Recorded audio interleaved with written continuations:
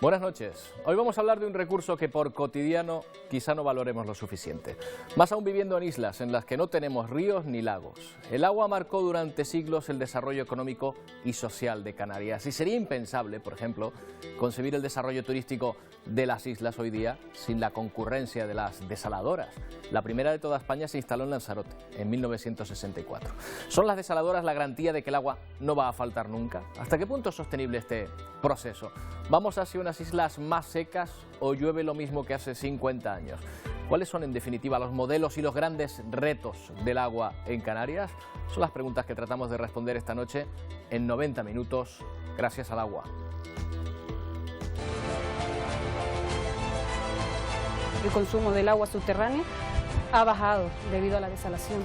La parte en que se recargue depende de que llueva y eso no está en nuestras manos. Llevamos desde el 2010 que no hemos tenido prácticamente precipitaciones importantes y el descenso de las presas pues ha sido continuo.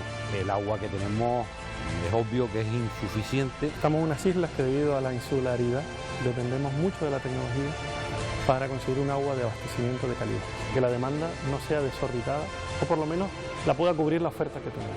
Todo el centro de desalación tiene una capacidad de 78.000 metros cúbicos diarios.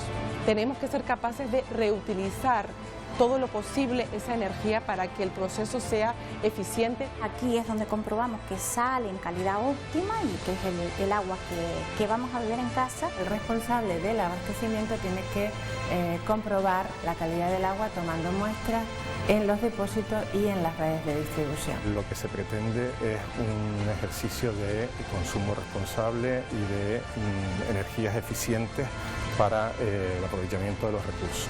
El limitar la demanda, es decir, que sepamos claramente dónde está el tope del uso del agua, es importantísimo.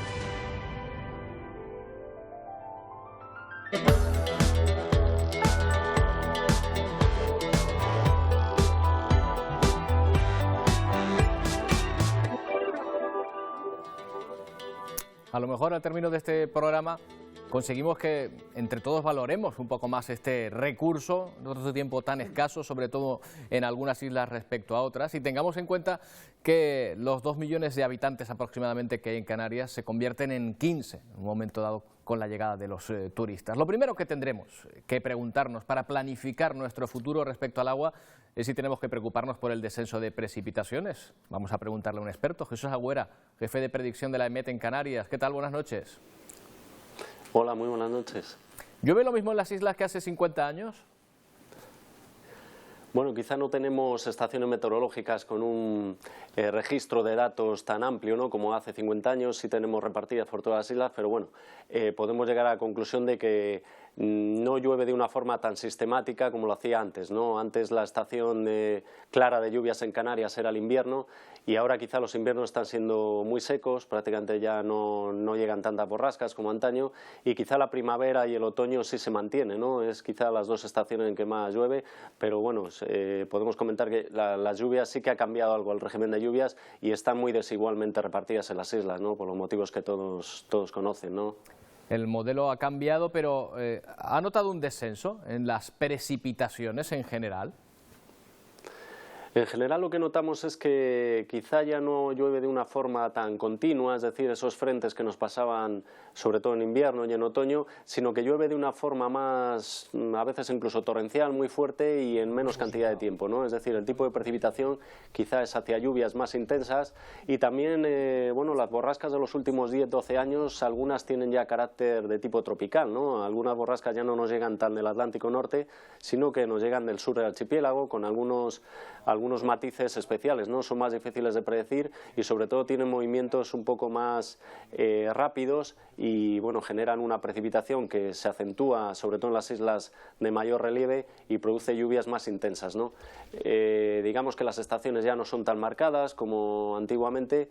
Y bueno, obviamente las islas más orientales y la mitad sur del resto de islas, si no llegan borrascas no reciben lluvias. Hay una componente constante de los vientos alisios que sí reciben la mitad norte de las islas montañosas, pero el resto, si no llegan esas borrascas, pues obviamente se quedan sin lluvias, ¿no? Ha hablado de las lluvias torrenciales. ¿Qué ocurre? ¿Que cuando llueve demasiado ese agua no nos sirve? ¿No se puede reservar ni en acuíferos ni en embalses? Claro, interesa que la lluvia caiga de una forma serena, no solamente desde el punto de vista de recarga de acuíferos, sino por el tipo de daño que puede generar, ¿no? Daños materiales o incluso personales. Entonces, bueno, pues el tipo de lluvia torrencial en general llueve con esa fuerza, con esa velocidad que no da tiempo a que se infiltre en el suelo, que se llenen las presas o a que no genere problemas, ¿no? Siempre provoca desprendimientos y demás. Y bueno, pues no es el tipo de precipitación que interesa en las islas, pero la verdad que suele ocurrir todos los años. Hace aproximadamente un año pues las tuvimos en lluvias generalizadas en todo el archipiélago, pero sobre todo, por ejemplo, en Telde, ¿no? Todo el mundo recuerda. Entonces, bueno, pues curiosamente se producen en esa zona, y un par de kilómetros fuera de esa zona pues no se producen lluvias, ¿no? Es un tipo de precipitación un poco difícil de predecir, ¿no? ¿Y esto se está dando en todas las islas por igual o en algunas islas en concreto los modelos cambian más que en otras? En general, el tipo de lluvias que llega a las islas, aparte de esas lluvias, digamos, débiles que afectan al norte, asociadas a los vientos alisios, húmedos, van asociadas a borrascas que producen frentes que recorren las islas de oeste a este, ¿no? Entonces, bueno, empieza por La Palma, el Hierro, y van trasladándose las lluvias, y cuando llegan ya a la zona más oriental del archipiélago, esos frentes ya han perdido mucho de su fuerza y, bueno, pues llega menos cantidad, ¿no? En la mitad sur de las islas, bueno, pues esos frentes no afectan mucho, entonces únicamente borrascas un poco potentes dejarían lluvias. Curiosamente es en esas zonas del interior o más tirando hacia el sur donde tenemos las presas, ¿no? Entonces, bueno, depende mucho de esa actividad tormentosa o borrascosa que pueda afectar a esa zona sur del archipiélago, ¿no? Yo creo que ha cambiado un poquito lo que es lo sistemático que eran antes las estaciones cuando llegaban las lluvias, pero también hay mucha variabilidad anual, es decir, tampoco teníamos siempre 6 borrascas un invierno, o 3 o 4, pero la verdad que los últimos 3 o 4 prácticamente no nos están llegando borrascas, ¿no? Y llegan fenómenos muy severos, muy adversos a veces, pero no esa continuidad de lluvias como tenías antiguamente, ¿no? Hace 10, 12 años. Por último, señor Agüera, ¿esta es una tendencia, cree usted? Yo sé que los modelos de lluvia, los modelos climáticos deben hacerse a muy largo plazo, es difícil hacerlo, pero usted aventuraría, visto lo que estamos hablando, que nos aproximamos hacia una etapa con menor precipitación, con menor capacidad a lo mejor para el acuífero para captar el agua que hay por ese modelo que cambia? Es difícil porque las precipitaciones, bueno, pues son, digamos, más variables en el tiempo. Lo que está claro, el aumento de temperatura, eso sí que es claro desde hace 12, 14 años. La tendencia es cada trimestre, cada año es un poquito más cálido que el anterior. Las precipitaciones son más variables. Los últimos 3, 4 años y este año parece que también las borrascas del Atlántico Norte circulan muy por el norte, con lo cual lo que nos llega es las colas de los frentes muy poco activos, y bueno, hay que prepararse para que en los próximos años quizá tengamos más calor, menos lluvias continuas, pero lluvias que caigan de una forma más fuerte, ¿no? Es decir, un poco un tiempo más tropical de lo que era habitual en Canarias, ¿no?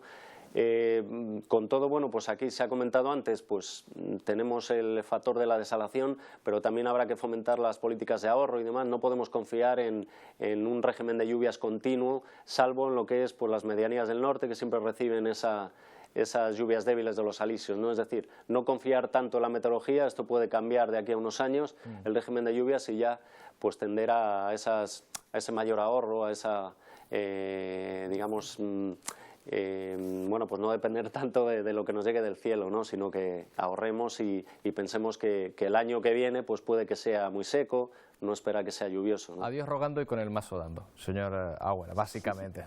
Esperar que llueva también, pero que se mantenga, pero tampoco perder la sintonía aquí. Muchas gracias por atendernos. De nada, gracias a ustedes. El agua de presas, de galerías, de pozos en Canarias se está reduciendo aparentemente, es lo que dicen algunos de los informes que barajan los especialistas. En ocasiones esa disminución de los recursos hídricos se debe también al desperdicio que hacen muchos o al aumento del consumo, como puede ser ante el aumento de la llegada de turistas, por ejemplo. Pero las condiciones naturales a veces tampoco ayudan. De octubre de 2015 a septiembre de 2016 ha llovido en Canarias un 25% menos. Hoy nos preguntamos por los grandes retos del agua.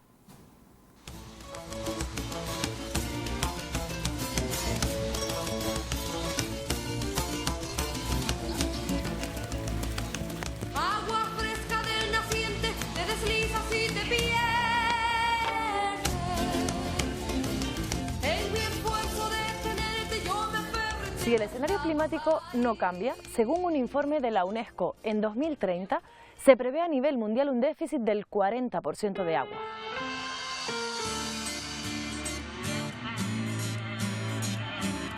La industrialización, el crecimiento demográfico, la llegada de 13 millones de turistas cada año ha disparado la demanda de agua en Canarias.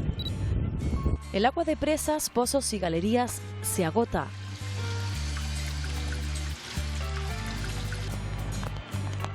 Tampoco ayudan las precipitaciones. De octubre de 2015 a septiembre de 2016 en Canarias ha llovido un 25% menos y por tanto la infiltración al acuífero también es menor. ¿Preocupa que se puedan llegar a secar los acuíferos? ¿Preocupa la recarga del acuífero? El consumo del agua subterránea ha bajado debido a la desalación, pero tampoco significa eso que ni que se vayan a secar ni que se vayan a recuperar. ¿Qué podemos controlar nosotros? La extracción. Dejando de sacar más agua pues podemos evitar que se seque el acuífero. Pero claro, la parte en que se recargue depende de que llueva y eso no está en nuestras manos, por lo que no podemos saberlo si sí o si no, la evolución más o menos cómo va a ser.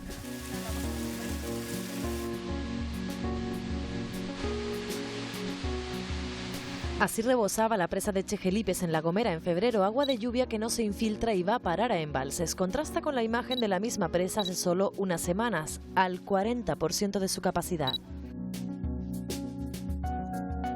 Fundamentalmente el agua de las presas para lo que se está utilizando es para la agricultura.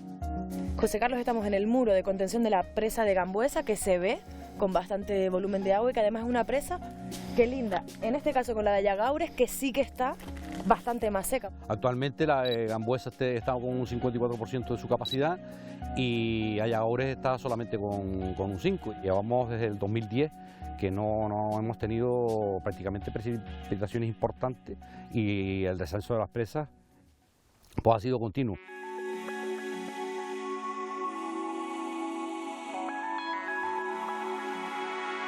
El agua que ahora mismo hay en Ayagaures no bastaría para abastecer de agua a los agricultores. El agua que tenemos es obvio que es insuficiente. Ya el año pasado hicimos una restricción de agua donde se le adjudicaron a las distintas comunidades de riego unas dotaciones máximas de consumo. Podemos solventar el año venidero con el agua que tenemos, indicándole a los agricultores que fundamentalmente el agua de la que disponen es para mantener los cultivos, no iniciar cultivos nuevos.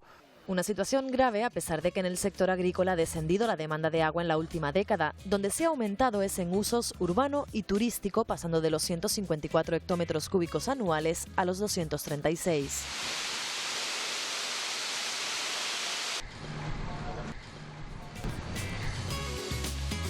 350 litros de agua diarios consume de media un turista frente a los 150 litros de un residente. Observen este mapa de Fuerteventura. Hasta 3 millones de metros cúbicos anuales se han llegado a facturar en municipios turísticos como La Oliva y Pájara. Y tanto en Fuerteventura como en esta isla, en Lanzarote, sin apenas reservas subterráneas, sin acuíferos, se hace más que necesaria la aparición de nuevas infraestructuras para la obtención de agua. Este centro de desalación, que se llama Díaz Rijo, lleva su nombre por el ingeniero Díaz Rijo, que fue realmente el promotor, el impulsor de la desalación en esta isla. Era 1964 y el proyecto del ingeniero fue un hito en toda Europa, la primera planta desaladora para abastecer a una isla que a día de hoy depende en un 100% del agua desalada. O cómo la necesidad se convierte en una virtud. El archipiélago, con más de 300 plantas, es pionero en la puesta en marcha de procesos de desalación y de la tecnología asociada a este. Todo el centro de desalación tiene una capacidad de 78.000 metros cúbicos diarios. Canal Gestión también cuenta con otra planta desaladora en el sur de la isla, en Janubio, con una capacidad diaria de 11.500 metros cúbicos. Las desaladoras utilizan un proceso de ósmosis inversa para desalar el agua. La eficiencia energética es otro de los retos de estas plantas. En Lanzarote convierten la salmuera, a priori un desecho, en fuente de energía para el propio proceso.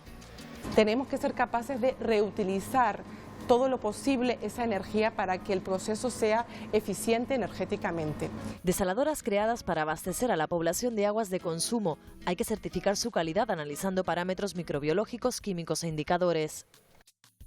Aquí es donde comprobamos que sale en calidad óptima y que es el agua que vamos a beber en casa. Se trata de una muestra de agua de salida, ¿vale? Es el agua que ya va a salir a la población. color blanco que se va a formar es porque van a precipitar los cloruros que pueda tener el agua, que es el parámetro objeto de análisis. Lo que va a indicar que cumple con el programa de vigilancia es la cantidad de cloruros que tenga el agua. ¿Cuáles son los retos que plantea el ciclo del agua para consumo aquí en Canarias? Mira, principalmente yo los diferenciaría en dos tipos de retos, los tecnológicos y los normativos.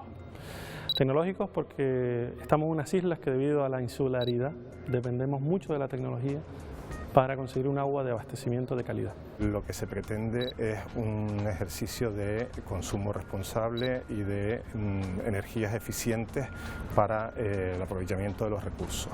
Mucha de esa tecnología sale de aquí, del ITC, ¿no? Sí. Trabajamos en proyectos de investigación, proyectos de investigación aplicada. Intentamos detectar dónde están los problemas y trabajar en prospectiva tecnológica, en vigilancia tecnológica e incluso en diseño de dispositivos para intentar adelantarnos a dónde están los problemas.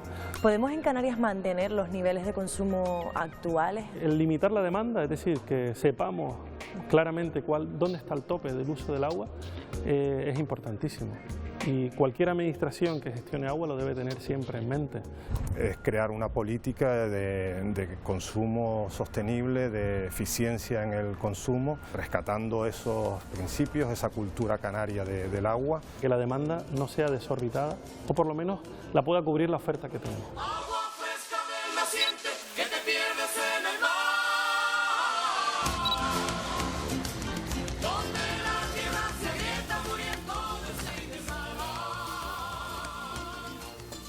Bueno, pues ahí está ese reportaje de Alicia Suárez sobre el agua. Hemos visto que hay dos modelos de obtención de agua bien claros en las islas. Matices aparte, el de acuíferos y galerías y el de desaladoras.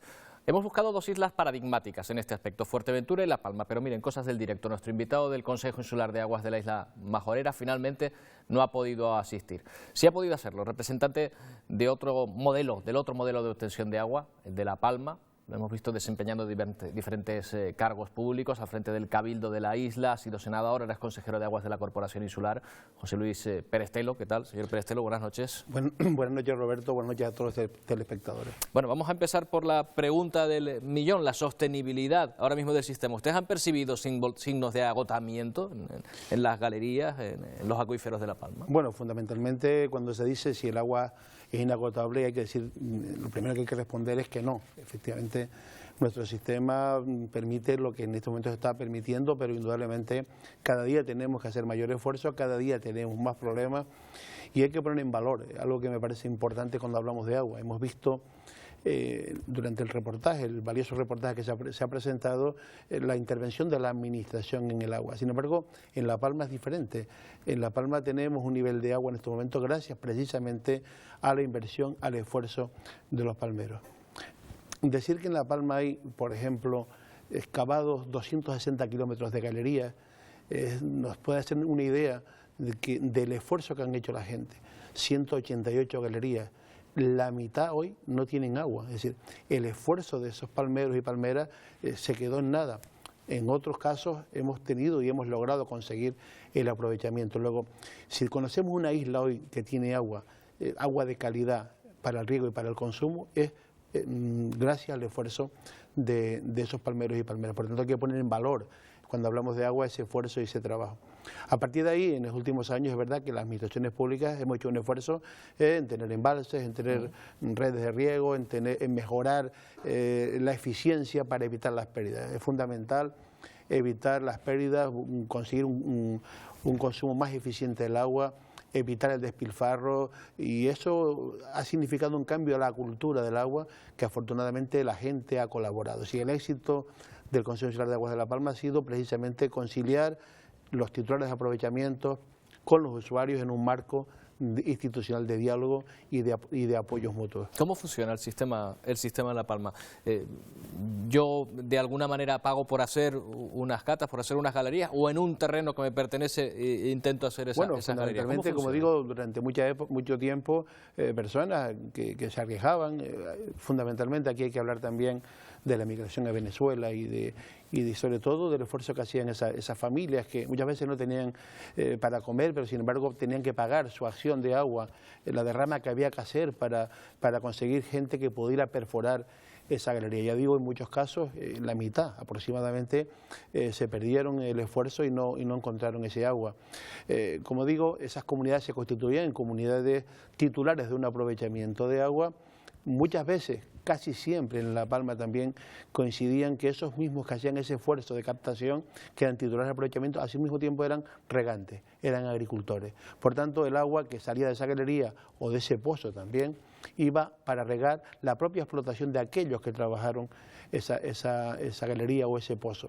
Posteriormente, algunos que no participaron de ese esfuerzo, de ese trabajo, que dedicaron más su esfuerzo a la agricultura, pues participan en comunidades de usuarios. Entonces tenemos unas comunidades titulares de un aprovechamiento hidráulico, unas comunidades que reúnen a los usuarios y que por tanto usan y utilizan ese agua, y luego una serie de infraestructuras, muchas veces públicas, casi siempre privadas también en La Palma, que posibilita llevar el agua desde esos nacientes, de esas captaciones hasta los usuarios, fundamentalmente el riego. Hay que tener en cuenta que el 70% del agua alumbrada en La Palma hoy se destina a la agricultura. Por tanto, es evidente que el modelo es pues muy diferente al resto de islas de Canarias. ¿Se puede decir que el agua en La Palma está en manos privadas, aunque sea de titularidad pública? Bien, el agua es un bien de dominio público, pues mediante concesión. Hay algunas titulares que en su día decidieron no entrar en el registro de aguas, están en el catálogo. En estos momentos la ley de aguas no permite apoyos económicos del Consejo Insular de Aguas precisamente a los que no están en ese registro, y cada día son más los que quieren participar del registro porque han entendido que la concesión es un régimen en el que se puede perfectamente renovar esa concesión a futuro y garantiza que por lo menos ese esfuerzo que han hecho se ve recompensado, bien porque riegan su explotación o bien porque perciben cantidades muy pequeñas, pero por ese esfuerzo como de otros agricultores que no tienen el agua. Realmente es un tema complejo, un tema que se está trabajando, pero sobre todo hay que tener en cuenta también, y no lo dije antes, el esfuerzo que hacen también los titulares de aprovechamiento que con responsabilidad producen cierres en sus galerías, cierres mecánicos en sus galerías para cuando no es necesario utilizar ese agua, se cierra la galería, recupera la calidad y recupera el acuífero. Y ese también es un esfuerzo que no se sobreexplotan las galerías, y eso nos permite mantener el equilibrio que disfrutamos en La Palma con muchos problemas, con mucho esfuerzo y con veranos como el actual en el que el pasado, en el que los propios comunidades de usuarios responsablemente recortaron sus riegos para evitar sobrecargar o sobreexplotar el acuífero. ¿Quién decide si el acuífero se está sobreexplotando y que en un momento dado se cierre? ¿El propio concesionario? Bueno, en teoría el plan hidrológico nos tiene que marcar, el plan hidrológico nos tiene que dar una serie de datos, una serie de parámetros que se pueden medir y que por tanto deben establecer criterios de sobreexplotación, sobrecarga de un determinado acuífero, también algún problema de contaminación que determine decisiones que tiene que tomar el Consejo. El Consejo participa también, como digo, los titulares de aprovechamiento y los usuarios, y seguramente en consenso tomaremos decisiones que hasta el momento no ha habido que tomar. Hasta ahora exclusivamente han sido acuerdos que se han ido consiguiendo entre titulares de aprovechamiento y usuarios para redistribuir el agua, para evitar la sobreexplotación y sobre todo para evitar que ningún agricultor pierda su cosecha como consecuencia que el suministrador habitual pues sufre un problema. Es decir, el agua, el Consejo lo que tiene son los dos grandes embalses que dispone el Consejo. El agua que se guarda en esos embalses, un porcentaje queda para la titularidad del Consejo, y el Consejo de Aguas acude en aquellas comunidades que por una pérdida de caudal extraordinario, por una avería que se pueda producir en una bomba de elevación, puede acudir ahí para atender esas demandas que nos plantean los ¿Quién tiene la última palabra? Si un regante, un propietario de una concesión dice el acuífero yo considero que está agotado, ahora mismo voy a cerrar, y ustedes dicen no. Bien, no es el caso. Dice que no llegan a acuerdos, pero llegado a ese punto, ¿quién en este momento solo tenemos paralizados, digamos, pozos que el costo de elevación es muy alto, fundamentalmente por razones de coste de energía. Es un tema que en este momento tenemos pendiente. La Palma tiene una asignatura pendiente, creo, en buscar medidas que ayuden a los titulares, sobre todo los pozos, a las comunidades de usuarios, a elevar esos pozos. Es decir, no puede ser los costos que en este momento tiene la energía, y hay una medida que hay que ir planteándose de la misma manera que el régimen económico y fiscal de Canarias posibilita ayudas a la desalación de agua, pues habría que plantear que en islas como La Palma, donde la orografía nos obliga a determinar una serie de elevaciones de agua, pues producir también apoyo al consumo de esa energía para apoyar también. O sea, su problema no es tanto ahora mismo obtener el agua como subirla. No, en este momento es ponerla, es decir, nosotros nuestro objetivo tiene que ser que el agua esté en cualquier punto de la isla de La Palma, allí donde es necesaria, y para eso se hacen los canjes, los cambios, y en eso hay colaboración total, ya dije antes, una auténtica convivencia, una auténtica colaboración entre los titulares de aprovechamientos que no genera ningún conflicto como se plantearía en caso de un acuífero sobreexplotado o tal vez contaminado que se tenga que intervenir por parte de, en este caso, el Consejo Nacional de Agua. Allí, como digo, afortunadamente tenemos ese consenso, y si tenemos alguna explotación paralizada de algún pozo, fundamentalmente por los costos de elevación que no es rentable ponerlos en funcionamiento.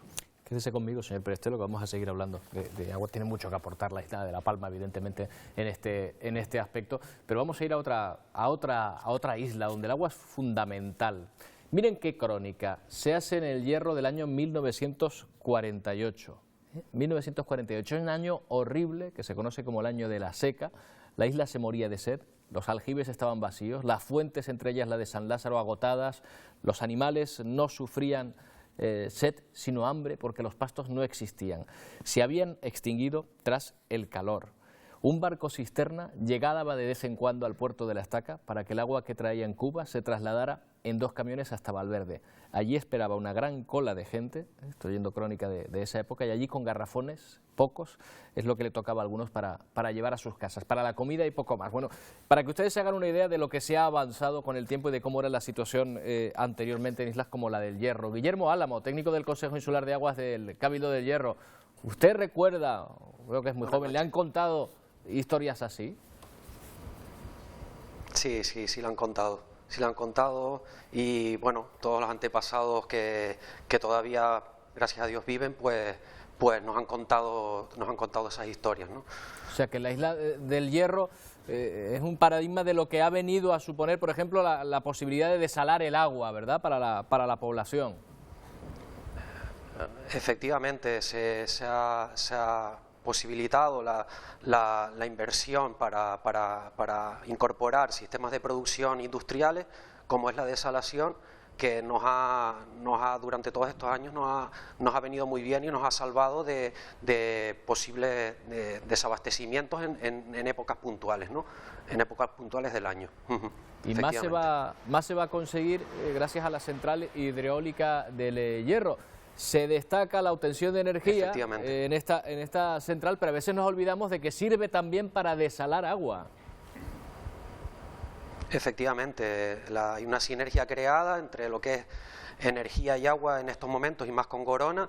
La verdad es que ahora mismo tanto el incorporar esa electricidad desde el punto de vista de que no hay un abuso de fuentes fósiles y con consecuente emisión de CO2 a la atmósfera, pues no solamente eso, sino posibles excedentes que pudieran haber en un futuro puedan ser incorporados a la red, y en este caso, pues valga la palabra, a la red de agua y a la red de producción de agua en la isla, ¿no?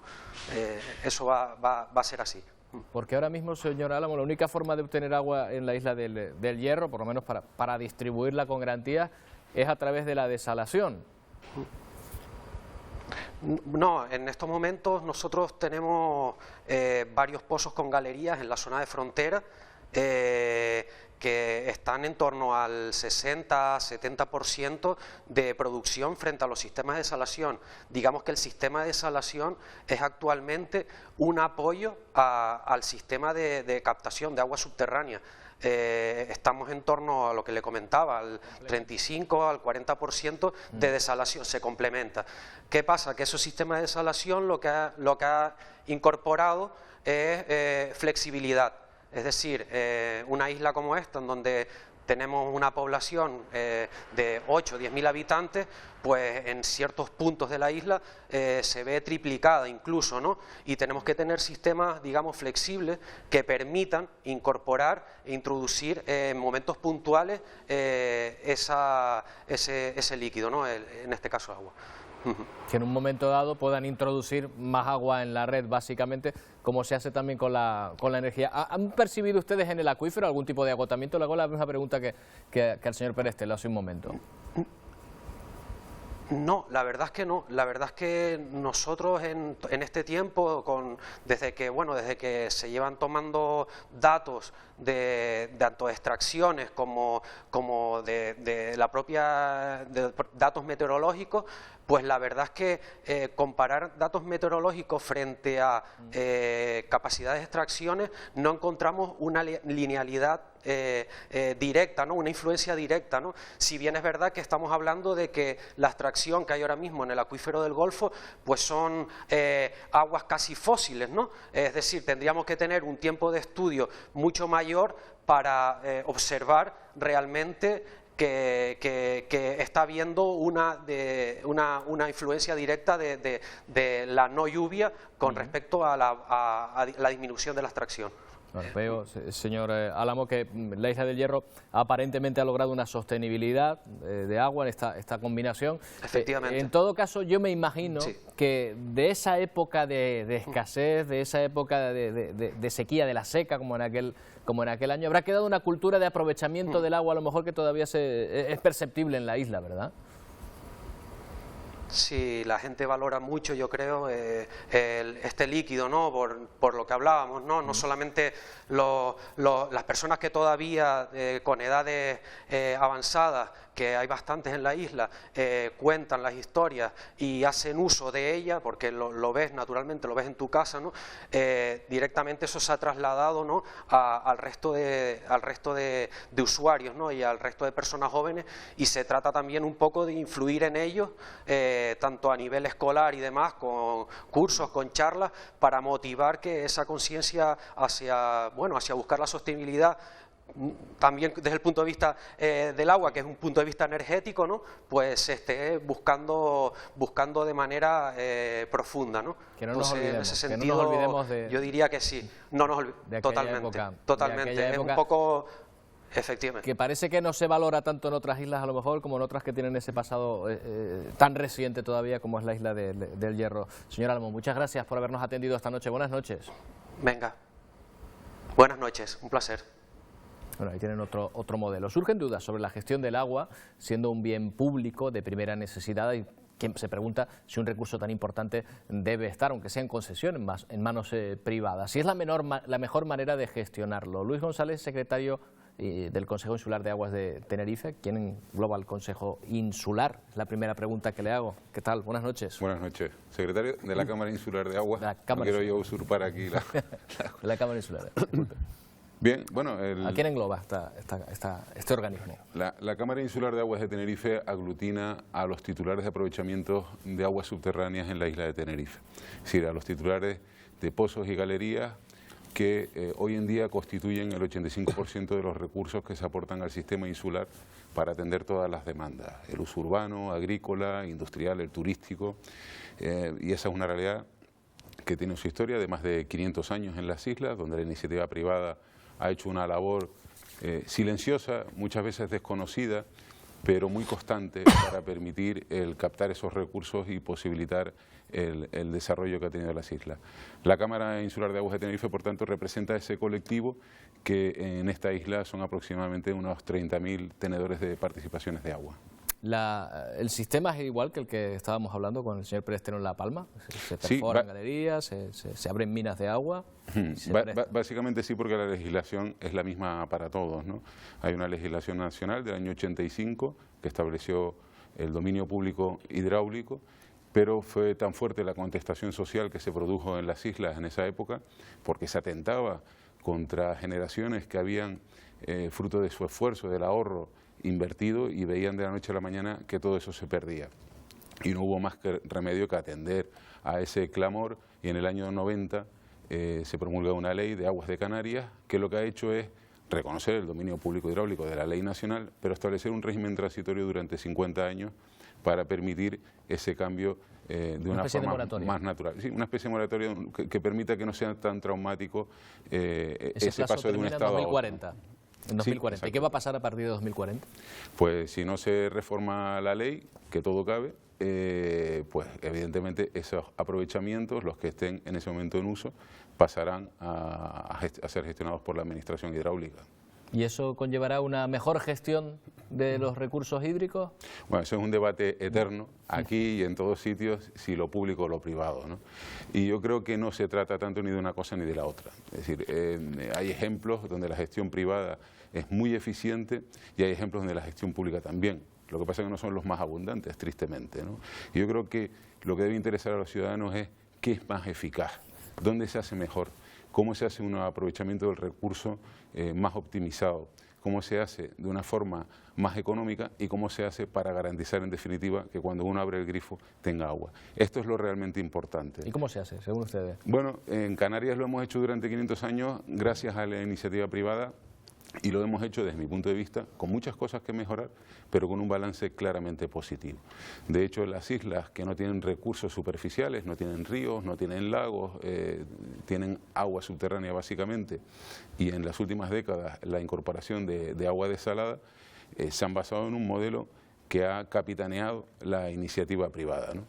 En otros territorios donde esa riqueza de recursos hídricos es mucho mayor, sin embargo, se producen muchas situaciones de restricción a la población para el consumo. Es muy habitual ver este tipo de noticias en los meses de verano, en Extremadura, en Andalucía o en algunas zonas del interior, cuando en realidad en agua son mucho más ricos. No es tanto que haya más o menos agua, sino que se gestione de una forma más o menos eficiente. Lo que ocurre es que, y esto lo lanzo para los dos, a lo mejor es una imagen que no se corresponde con la realidad, pero muchos dicen, bueno, es que si el agua es privada, alguien de repente puede llegar y cerrar el grifo. No, bueno, eso, si me permite, eso que puede ser es el clásico temor, ¿no?, que podría haber en cualquiera de los telespectadores que nos estén viendo y dicen, hombre, si esto está en manos privadas, llega alguien un día, se levanta de mal humor y cierra el grifo. Bueno, esto no sucede porque más que gente con mejor o peor humor, lo que tienen es un sentido de la responsabilidad muy grande. En cualquier caso, la ley ya previó ese tipo de situaciones y estableció la posibilidad de requisa del agua. Es decir, la administración se puede arrogar la potestad de requisar las aguas de titularidad privada en el caso de que se estén produciendo movimientos especulativos, en el caso de que se esté comprometiendo la disponibilidad del recurso para la población. Bien, la realidad a la que nos tenemos que atener es que en 500 años de historia eso nunca ha sucedido. Es decir, yo creo que tenemos un sector muy responsable con las cosas que hace y aunque pudiera parecer desde fuera un riesgo potencial cierto, en realidad ese riesgo no existe. Está claro, yo creo que lo que bien decía Luis, un poco coincide con el planteamiento que hacía antes yo en la primera parte, es decir, en La Palma, igual que en Tenerife, hemos conseguido la conciliación, el punto de encuentro entre titulares de aprovechamientos y usuarios. Que generalmente los titulares de aprovechamientos coinciden con los usuarios. Y realmente hay hecho un esfuerzo permanente y de concienciación y sobre todo de ser conscientes de que el agua, pues la población necesita consumir agua y muchas veces hay que hacer restricciones en el riego, bajar un poco incluso la calidad del agua que ponemos en el riego para darle a la población. Nunca ha habido que hacer requisas de agua, nos hemos sentado cada vez que hemos tenido un problema de abastecimiento a una población, en un caso muy concreto, y antes de buscar medidas coercitivas siempre hubo acuerdo entre los titulares de aprovechamiento, acuerdo de los usuarios. ¿Por qué? Porque como decía al principio, coinciden.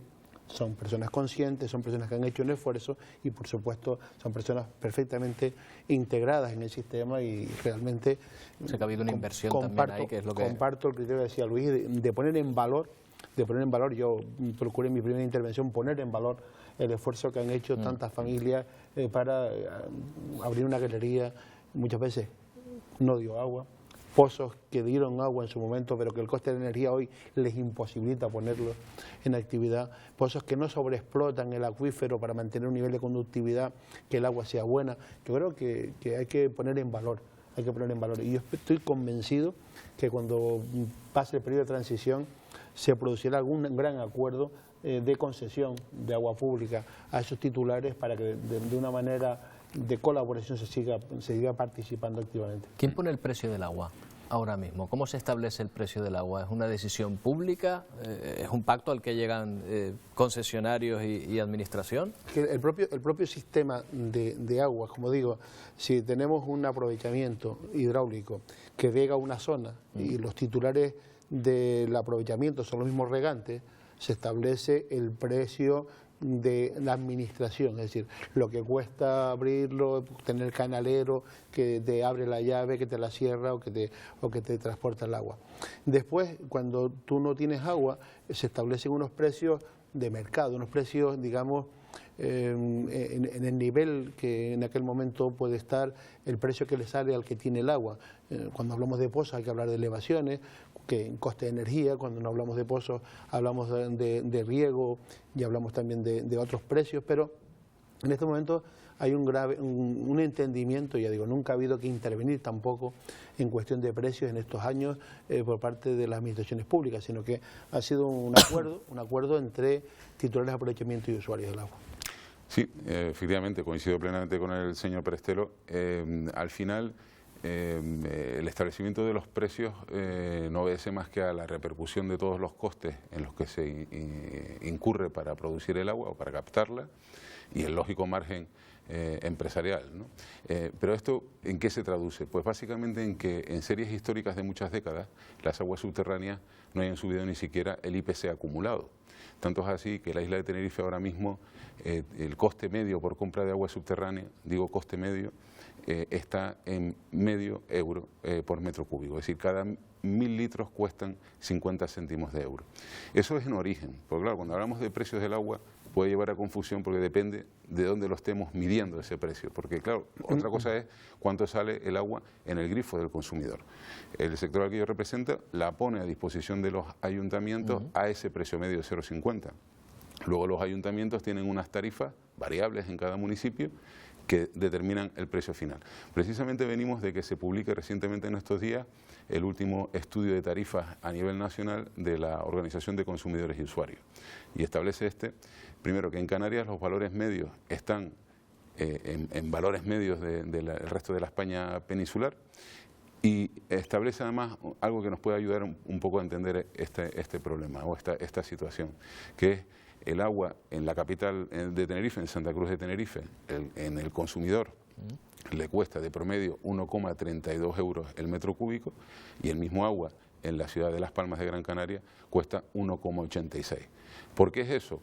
Entran otros factores, las inversiones, los costes en mantenimiento de las redes, etcétera, pero básicamente porque la isla de Tenerife tiene un mix donde el agua desalada, que es más cara, pesa menos, es menos volumen que el agua subterránea, lo cual se invierte en Gran Canaria, ¿no? Mira, hemos preguntado a los ciudadanos también por el consumo de agua que hacemos, por la valoración que hacemos y por lo que malgastamos este recurso. Esto es lo que nos han contestado. Y se malgasta, sí. Uno cuando va a calentar el agua, en vez de aprovechar ese agua para otra cosa, pues la dejamos ahí fría hasta que se caliente. Pues sí, yo considero que sí, que la desaprovechamos bastante. Muchas veces sí la malgastamos, fregando las aceras, lavando los coches en la calle. Que gastamos más de la que debemos. En mi caso no la malgasto. Es un bien público que gastamos muy alegremente. Una ducha en vez de la bañera llena, yo qué sé, cosas así. Cierro el agua cuando me lavo los dientes, por ejemplo. Yo, por ejemplo, me paso el día cerrando la llave a los compañeros de trabajo cuando veo que, yo qué sé, veo que algunas personas se cepillan los dientes y dejan el agua ahí corriendo. Ya no dejar el grifo abierto cuando estás usando, principalmente. Siempre, bueno, el control de no dejar abierto el grifo cuando uno está fregando y cosas de estas. Cabe preguntarse también por el aprovechamiento del agua y los principales retos que tenemos a ese respecto.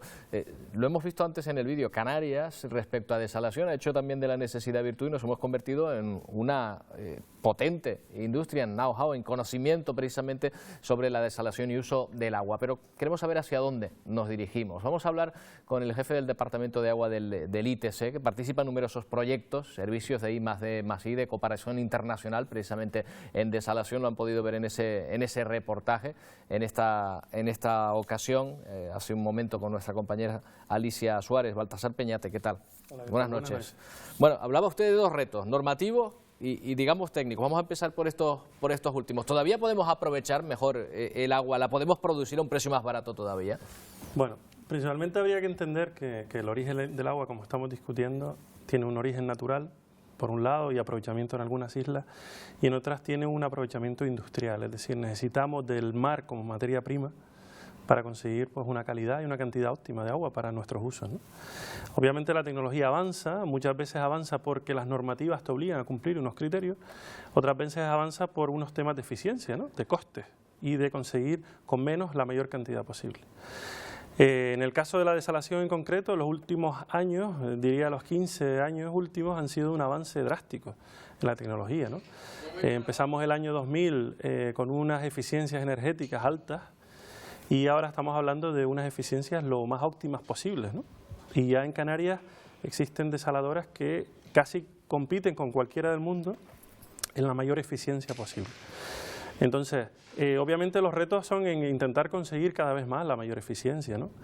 Y también intentar por el camino no desperdiciar esa agua que cuesta tanto producirla.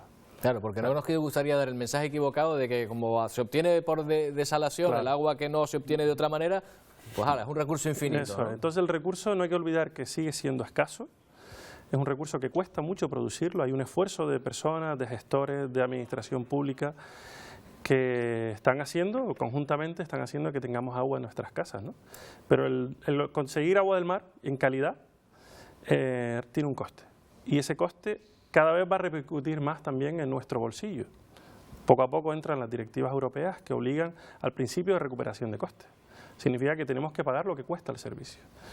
Significa que si entramos en una política de derroche o de usos incontrolados, no aplicando políticas de demanda, al final cualquiera de nosotros nos veremos obligados a tener que cubrir una serie de costes que hasta hoy en día pues no estábamos cubriendo. Claro, lo que ocurre es que hay retos, concretamente en las islas, que tienen que ver con el turismo también, y que es muy importante, porque podemos convencer a 2 millones de personas de que sean cuidadosos con el agua, de que cuiden este recurso, pero convencer a los 13 millones más que nos visitan ahora de media cada año, a lo mejor ahí es más difícil, y de hecho el gasto por turista, por estancia, es muchísimo mayor, ¿no? Sí, de hecho las dotaciones turísticas triplican la dotación que puede tener un canario en nuestra vivienda, pero obviamente el turista necesita pues una calidad de un servicio, ¿no? Ahí entra y quisiera, bueno, pues poner un poco el punto de debate en que la reutilización de aguas, ¿no? El hecho de que tenemos un agua depurada que con un tratamiento adecuado puede ser reutilizada en ciertos temas turísticos, urbanos, agrícolas, es también un reto para Canarias. Sí, tenemos que aumentar obligatoriamente la dosis de reutilización, intentando que tengamos pues en origen una buena agua depurada, es decir, que ya solo el agua residual sea óptima para que tenga un tratamiento, sino que también tengamos un agua que pueda cubrir o soportar lo que el agua desalada está soportando a día de hoy. José Luis, lo vas sintiendo. Estaba pensando una cosa, escuchando el reportaje con la gente, digo, qué buena es nuestra gente. Nuestra gente habla de la eficiencia, habla de cuando deja el grifo abierto, cuando deja el agua en la ducha, y no habla de algo que es importante, y es las pérdidas de agua que tenemos en nuestras redes, tanto de riego como de abastecimiento de población. Y hay que hacer un esfuerzo importante. Tenemos que hacer un esfuerzo importante en evitar la pérdida de agua, porque estamos perdiendo mucha agua y que nos cuesta mucho dinero conseguir agua, y estamos perdiendo agua buena. Y por supuesto la depuración y reutilización. Es decir, en La Palma hasta ahora nunca se ha planteado, pero tenemos una depuradora, una sola depuradora, por ejemplo, en La Palma puede estar vertiendo unos 250 metros cúbicos de agua por hora.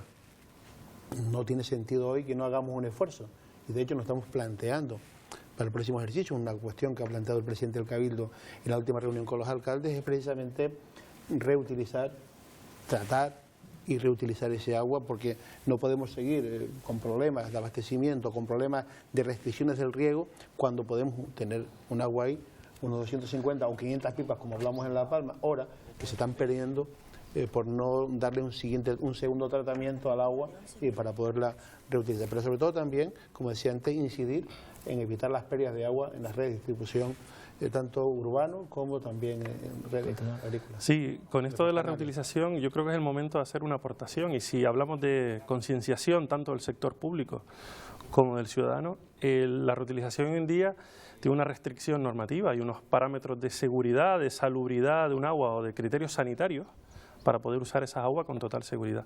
Pero los ciudadanos tenemos un papel importantísimo, porque si nos dedicamos a hacer un uso intensivo de fármacos, productos químicos, cosméticos, etcétera, el agua que entra en nuestra red de saneamiento es un agua más compleja de tratar.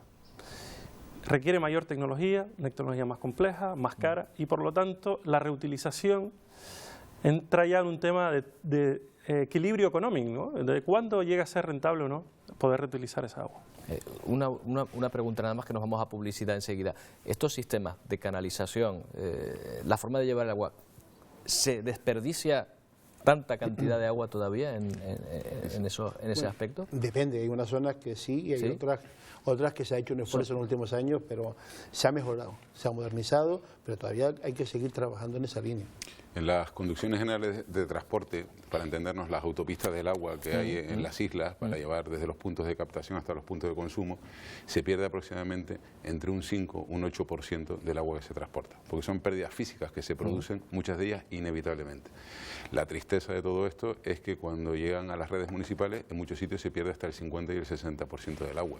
¿Del agua total? Del agua que hay que incorporar, claro. Es decir, cada ciudadano está pagando 2 metros cúbicos para consumir uno. O sea, digamos que por las autopistas, por las grandes canalizaciones de las que se lleva el agua a los municipios, se pierde hasta un 8%. Una vez llega a los municipios, a partir de esas, digamos, ya salimos de la autopista, nos vamos a las carreteras comarcales. Ahí pinchamos. Ahí pinchamos hasta un 50%, perdemos hasta un 50% del agua. Y no es en todos los municipios. No bueno generalizar. En algunos. Pero es valor medio, hasta tal punto que en la isla de Tenerife se podrían parar todas las plantas desaladoras si las pérdidas en redes urbanas se subsanaran. Yo sí puedo aportar un dato que... Rápidamente, voy a publicidad. La media en Canarias de pérdida de agua desalada es del 25%. La desalada. La desalada. La que se lleva. 25% es una cuarta parte de lo que se ha desalado y no es barata. Volvemos enseguida, tenemos que hablar mucho todavía sobre el agua y dar datos tan interesantes como esto. No tardamos.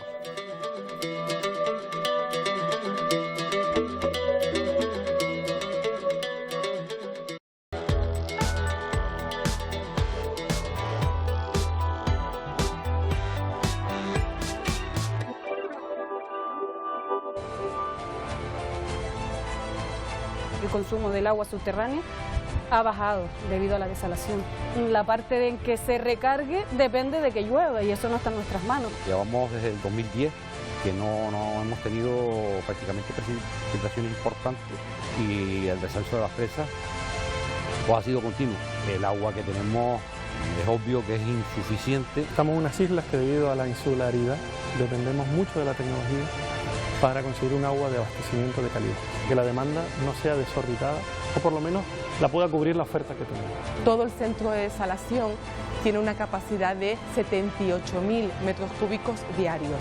Tenemos que ser capaces de reutilizar todo lo posible esa energía para que el proceso sea eficiente. Aquí es donde comprobamos que sale en calidad óptima y que es el agua que vamos a beber en casa. El responsable del abastecimiento tiene que comprobar la calidad del agua tomando muestras en los depósitos y en las redes de distribución. Lo que se pretende es un ejercicio de consumo responsable y de energías eficientes para el aprovechamiento de los recursos.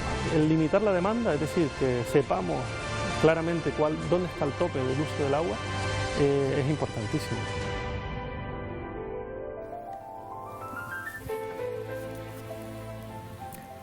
Seguimos respondiendo preguntas, planteando cuestiones en torno al agua que consumimos en Canarias. Y una de las cuestiones que surgen a continuación es el de la calidad del agua. ¿Qué tipo de agua estoy bebiendo? ¿Es un agua siempre potable? ¿Es un agua que podría beber sin problema? ¿O a veces las restricciones que se producen en el agua responden a que a lo mejor la calidad no es excesiva? Bueno, que podría haber excesivamente bueno, que podría haber algún producto dentro del agua que no fuese recomendable. Sobre la calidad del agua va nuestro siguiente reportaje. En el sureste de Gran Canaria, por ejemplo, el agua de abastecimiento humano procede de una planta desaladora. Nos hacemos una pregunta, ¿podríamos tomarnos este agua del grifo con garantías para nuestra salud? Sea cual sea el origen, pozo, galería o planta desaladora, el agua se somete a distintos controles para comprobar que mantiene los parámetros de calidad establecidos por el Real Decreto que establece los criterios sanitarios para el agua de consumo humano. El responsable del abastecimiento tiene que comprobar la calidad del agua tomando muestras en los depósitos y en las redes de distribución. En estos depósitos de cabecera de Santa Lucía de Tirajana se produce la desinfección y aquí se realiza el primero de los controles de la empresa gestora del servicio. Estas muestras serán analizadas en un laboratorio. Realizamos una serie de controles desde la salida de los depósitos hasta lo que es el suministro a los abonados. Estaríamos obligados a hacer un control de cloro diario, pero lo tenemos en el telecontrol de forma automática. Este es el nivel de cloro que tiene el agua a la salida del depósito de las carboneras y entra dentro del parámetro porque el valor está entre 0,2 y un máximo de 1.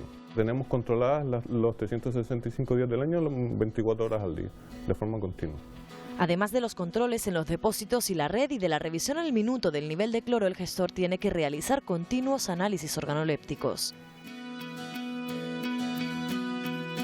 Además de ese control en las infraestructuras del abastecimiento, hay un control en el grifo del consumidor, que es responsabilidad de la administración local. Es un servicio esencial, fundamental para la población y todos los controles están muy reglados. Nosotros, por la población que tenemos que tomar 44 muestras de agua en el punto de consumo. Tenemos que intentar pues que se verifique no solo a nivel la calidad, a nivel del punto de muestreo que hace la empresa, de los depósitos de cabecera, sino también verificar que el agua tiene la calidad adecuada en el punto de consumo.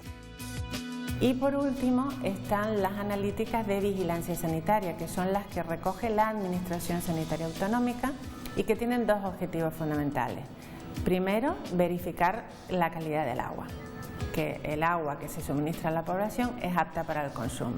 Y si no lo es, valorar qué consecuencias puede tener para la población el consumo de ese agua y establecer las medidas de protección de la salud que sean necesarias. Pero el ciudadano también puede acceder a la información de todos los análisis realizados al agua que consume. Los datos se centralizan en el SINAC, un sistema de información nacional sobre calidad del agua. Que tiene información sobre la calificación sanitaria de las muestras que se han analizado procedentes de la red de distribución que está consultando. En el caso de que haya un problema, es decir, de que el agua no sea apta para el consumo, entonces sí tiene información de qué parámetros son los que están alterados y qué valores son los que se han cuantificado. Lo hemos visto, se realizan distintos controles, todos esos resultados van a parar al SINAC, que determina que este agua es apta para el consumo, por tanto podemos beberla. Otra cosa distinta es que nos convenza su sabor, quizás es solo cuestión de acostumbrarse. No todas las aguas, evidentemente, saben iguales. La han visto en el reportaje. Macrina Martín es doctora en farmacia, jefa de sección de programas ambientales de la Dirección General de Salud Pública. Señora Martín, ¿qué tal? Buenas noches. Buenas noches. ¿Podemos estar tranquilos los ciudadanos del agua que bebemos en toda Canarias, del grifo? No, tenemos algunos problemas y son públicos.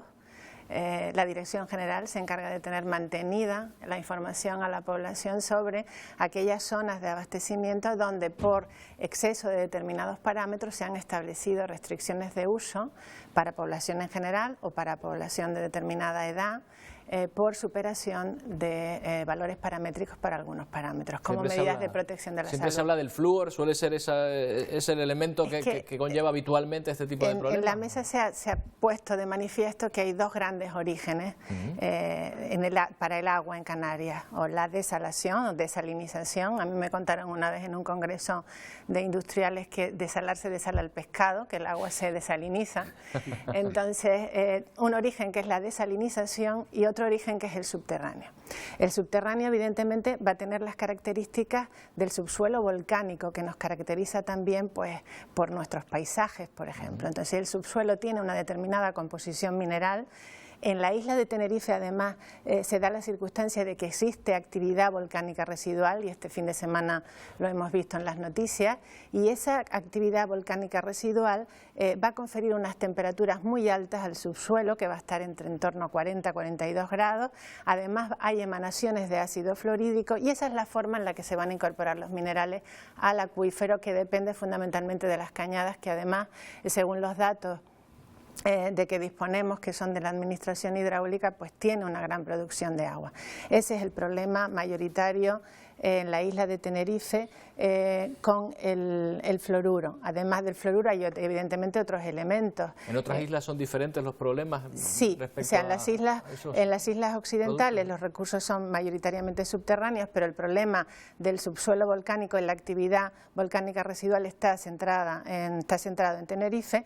En las islas orientales, donde se ha incorporado mayoritariamente la desalación, tenemos otros problemas, como son un índice de Langelier bajo, es decir, con la desalación le quitamos minerales al agua. Si esa eliminación de minerales es excesiva, al final vamos a tener un agua que es corrosiva, que nos va a hacer arrastrar, que va a arrastrar materiales por allí por donde va pasando, y que al final se va a terminar por contaminar.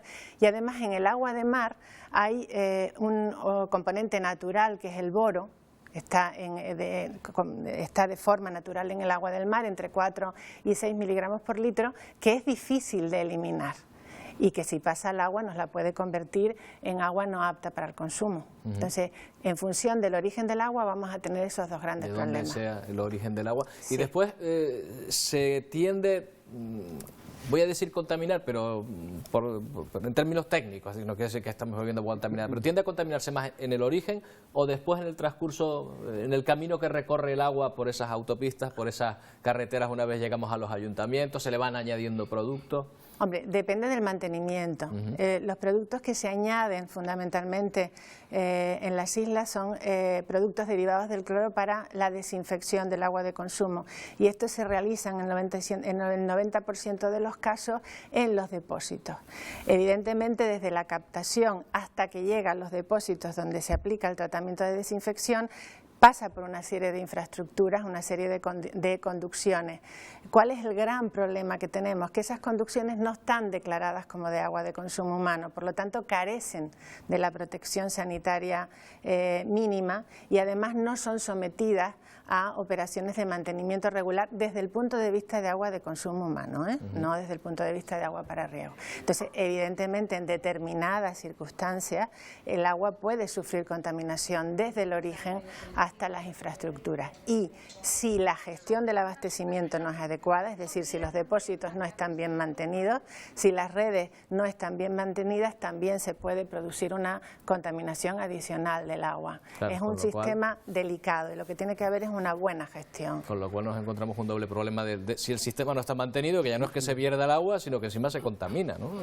Aunque esa contaminación no vaya a ser, no vaya a provocar un problema de salud muy grave a corto plazo, porque casi siempre es a medio o largo plazo, ¿no? Depende. ¿También? Sí, depende del elemento. Evidentemente... Señora Martín, yo pensaba que usted me iba a tranquilizar muchísimo esta noche. No, y tenemos que estar tranquilos. Lo que no nos debemos olvidar es de que hay que mejorar, y que la tranquilidad, evidentemente, hay que mantenerla. Entonces, ahora mismo la situación en Canarias no es mala, en absoluto. Nosotros tenemos un 99% de las muestras que se analizan que tienen la calificación de apta para el consumo, y esas son muestras que cumplen con todo lo que está establecido en normativa que tienen que cumplir. Ahora hay determinados problemas puntuales que hay que resolver. Por ejemplo, hay que optimizar los tratamientos de desalinización para que no haya incumplimientos de boro y para que el agua que se produzca esté equilibrada y sea respetuosa con las instalaciones y no interfiera en los tratamientos posteriores de desinfección. Y hay que hacer un esfuerzo en Tenerife, conjunto de todas las administraciones, para erradicar un problema que es muy viejo. Estamos hablando desde el año 40 del siglo pasado se sabe que hay un exceso de flúor en el agua de consumo, y se sabe que eso repercute en la calidad dental, en la calidad del esmalte dental de las poblaciones del norte de la isla, que evidentemente no es que sea un riesgo inminente y extraordinario para la salud, pero les produce una alteración que no tienen por qué soportar. Claro, por lo cual los controles, me imagino, tanto en agua destilada como en origen, deben ser muchísimos, ¿no? Sí, efectivamente, eso es algo muy importante que se debe poner de relieve. Los controles que se realizan al agua, en la calidad del agua distribuida, superan en muchos casos a los controles que tiene el agua embotellada. Es decir, incluso los gestores de abastecimiento van mucho más allá de lo que les exige la normativa. Antes, en uno de los vídeos, había un pasaje en el que se veía, decía, oiga, yo estoy obligado a mantener un nivel de cloración que debo chequear diariamente, según dice el decreto que regula las aguas de consumo humano. Pues más allá de eso, no es que se haga diariamente, se hace en continuo, las 24 horas. Permanentemente se están recibiendo en las salas de control de esos abastecimientos la señal que dice si el agua está siendo apta o si se produce una alarma, poder activar rápidamente. Y esto es algo que en Canarias sabemos mucho y que tenemos una experiencia muy amplia que da mucha seguridad a los usuarios con respecto al agua que se tome. Es verdad también, dicho esto, es verdad también que hay algunas zonas con problemas puntuales y que muchas veces, al menos en la isla de Tenerife y en relación con el flúor, precisamente es el propio sector privado el que a través de la mezcla de aguas logra paliar de alguna manera y en muchos casos absolutamente el agua que llega con flúor para el consumo humano. Sí, yo creo que es un tema importante. Podemos estar tranquilos fundamentalmente por las analíticas que se están realizando permanentemente. Salud se encarga en cada municipio de ir haciendo analíticas permanentes. El gestor, que generalmente es el ayuntamiento, la administración pública, sube a asignar esos datos, son de conocimiento público, y cada vez que se produce cualquier detección de cualquier material que afecta a la salud, se paraliza incluso el consumo de agua en determinadas zonas. Es verdad que hay que seguir haciendo un esfuerzo importante porque estamos llevando a cielo abierto el agua desde el naciente hasta el embalse regulador o el depósito de cabecera de toda una red de abastecimiento que efectivamente ahí sí está cerrada, pero desde el naciente del agua hasta el depósito municipal pues puede ir a cielo abierto. ¿Qué estamos haciendo? Pues, por ejemplo, en La Palma ahora estamos planteándonos llevar el agua a un nivel, a una cota superior, el agua de abastecimiento domiciliario, para no mezclarla nunca con el agua de riego, que generalmente está agua embalsada, aguas de escorrentías que nunca tienen otro mezclamos, tratamiento, y ¿no? por eso estamos planteando en este momento un plan de obras importante, es pues coronar la isla, la parte más alta, para llevar las aguas de abastecimiento domiciliario, incluso cerrado, en circuito cerrado, en tubo, en lugar de cielo abierto. Pues miren, hemos encontrado a alguien que a lo mejor les está haciendo competencia en cuanto a la obtención de agua, ya sean desaladoras, ya sea a través de galerías, en esta búsqueda de nuevos sistemas. Surgen nuevas opciones. Miren, hay una empresa que se llama Niebla Agua, es una empresa dedicada a la producción de agua procedente de la niebla. Ricardo Gil Casanova, director técnico de la empresa. Así directamente de la niebla, de las nubes, obtienen directamente el agua. Así, directamente, del mar de nubes que llega a las islas. ¿Y en qué cantidad? Para hacernos una idea, más o menos. Bueno, nosotros los equipos que trabajamos están recogiendo en condiciones óptimas, se entiende por condiciones óptimas de niebla y viento, hemos llegado a recoger más de 1000 litros por metro cuadrado. 1000 litros por metro cuadrado de panel para recoger ese agua. No, de superficie de suelo. De superficie de suelo, 1000 litros. Es una cantidad importante. ¿Qué hacen con ese agua? ¿La embotellan? ¿La distribuyen de otra manera? Bueno, se está poniendo para abastecer depósitos para consumo humano, se utiliza también para depósitos forestales y en noviembre salimos con el proyecto del envasado del agua.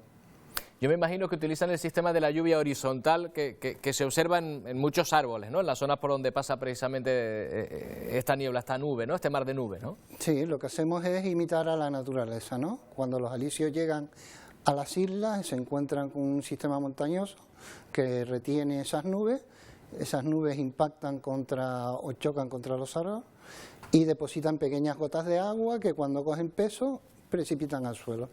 Pues nuestros aparatos funcionan también con estos sistemas. Ricardo, yo no sé si tienen que añadirle al agua, porque claro, como en principio, no sé, es tan pura, a lo mejor ahí tienen que añadirle algún tipo de mineral o algo, no hace falta. No, digamos que la gota se forma con una partícula de sal y esa partícula de sal es la que aporta los minerales. Tiene sodio, tiene potasio, tiene magnesio en pequeñas cantidades, ¿no? Lo que la diferencia digamos, del resto de agua es que no hay un mineral que destaque sobre sobre otro. Al no tocar suelo, pues no tiene ese aporte del mineral de la roca. Claro, ustedes no lo pueden llamar agua mineral, le llamarán, pues no sé, agua de niebla, niebla agua. Agua de niebla.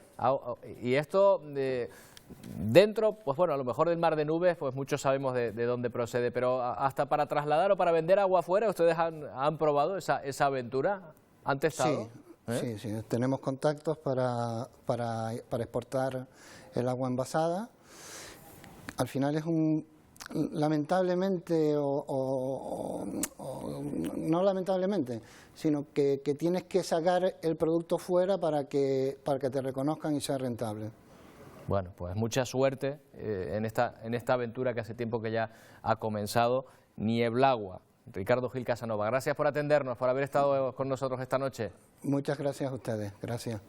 Bueno, pues ahí está otro sistema. Hombre, no dará para riego, para las necesidades que tenemos, pero bueno, pero es otro sistema de obtener agua, ¿no? Es agua que está a una altura importante del territorio. Muchas veces tenemos problemas por posicionar agua en zonas elevadas de una isla que pueda servirnos en la lucha contra el fuego, en un incendio forestal, en cualquier momento. Si las aportaciones son importantes, indudablemente estamos hablando de una novedad que puede ser positiva. Es decir, yo creo que todos estamos acostumbrados a ir a un pino y ver que no está lloviendo y vemos el tronco del pino, la parte baja mojada de ese agua que ha captado el pino y que luego precipita hacia hemos planteado el programa como los grandes retos de Canarias respecto al agua, o los pequeños retos. Les voy a pedir, y no les voy a poder dar más de 30 segundos para que me digan dentro de su ámbito territorial o de competencia, ¿cuáles creen que son, o cuál creen que es el gran reto de Canarias en su ámbito respecto al agua, de aquí al futuro? Luis. Bueno, pues yo diría que son 4. 1, la planificación hidrológica, no puede llegar tarde porque llegará mal. 2, evitar las pérdidas en las redes municipales de agua, porque es un recurso que ha costado mucho captarlo o producirlo para que se pierda en el subsuelo.